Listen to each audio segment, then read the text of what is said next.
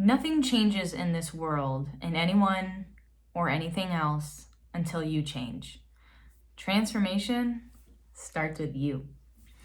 And this goes hand in hand with a conversation I had earlier this week that really talked about what we resist will persist. It goes very much in alignment to the understanding and respects for law of attraction, or just where attention goes, energy flows. And what we fail to sometimes acknowledge, no matter where we're at in our lives, whether it's our relationships, our careers, our healthy habits, it's really about understanding that transformation can occur, but it has to start with you. And a lot of the times I have these conversations with people and they're like, well, how the hell do I get started? How do I transform my life or my way of being? And the answer is, first and foremost, one small step at a time, one incremental action and habit after another. But before we get to that, it really starts with your thoughts. And getting and tightening in the mindset game is not as easy as everyone makes it seem. So I ask that if you are in a space where you're wanting to just improve your level of satisfaction and fulfillment and interpretation of what's going on in the world, yourself or your relationships, give yourself some grace in this category, okay?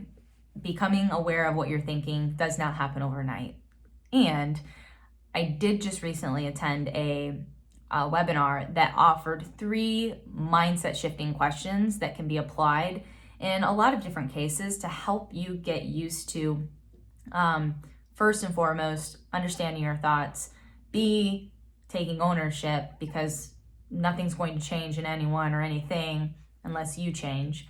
So I just wanted to offer these up in case they are useful to you, your loved ones, and your community. So question number 1 is this an empowering mindset, or what is a more empowering mindset? So is the thought and the energy that I'm thinking and staying in, is it empowering me or not? And if it's not, what has to change in order to be able to effectively move myself or yourself into an empowering mindset?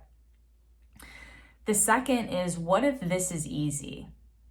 A lot of the times when we are going through, there's tension, we're coming from a protective state versus a connection, we're overwhelmed, we're uncertain, we're fearing something. What if this was easy? Reframe your mindset to think it can be easy, but what will allow it to? And then take a course of action from there, or request, delegate. The third question is, what if this was to prepare me for what comes next? This also ties into a paradigm that I mention often. Life is happening for you, not to you. So we must get in the habits and the patterns of understanding and appreciating that not only every action and thought that we take is perfectly designed and preparing us to get the outcome in which we're experiencing. And it's not to say that we still get to check in and come from that space of what if this is preparing me for what's to come or what's next? Doesn't have to make sense, but what is the intention if it is preparing me for what's next? The fourth question is, what am I grateful for today? Gratitude is proven to give you so much more fulfillment and have you naturally be trained to come from a more higher vibrational, energetic, and emotional state.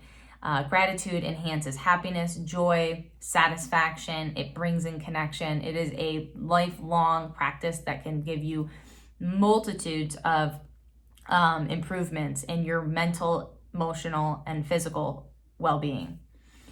So what are you grateful for today? Even if it's 1 or 2 things, get clear on it when you're in this space.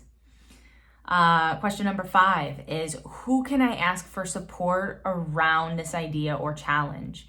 As human beings, we are not naturally designed to ask for help. In fact, in the US, it is a very disappointing or disengaging thing to humbly request for help or delegate. We have ourselves on this high standard that in order, when you have to ask for help, it means you're weak, or that you're unprofessional, or that you're ill-equipped or uneducated. Like, it doesn't mean, like, asking for help, again, is a life skill that can really allow you to create the change and have the transformation that you need, because we can't all do everything. If we could, coaches, therapists, teachers, counselors, mentors would not be needed. The sixth question is, where am I going and what's the outcome I see?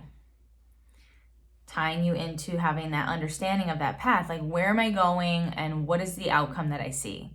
Because again, a lot of the times we can get in a very contractive space. So again, the idea is to make us be creating a more expansive alternative to where, like, opportunity and options lie.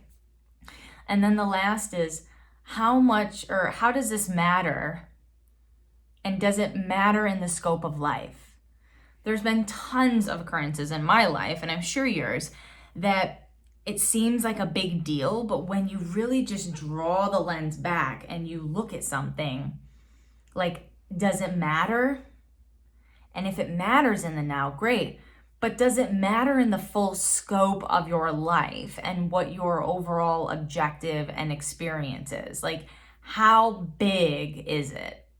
And that's where one of the beautiful things before going into this question that I get to do is deep breathing, really allowing myself, convincing my nervous system that I'm in a relaxed state so that I can, like, really effectively dial out to see, is it really important? Like, how much does it matter?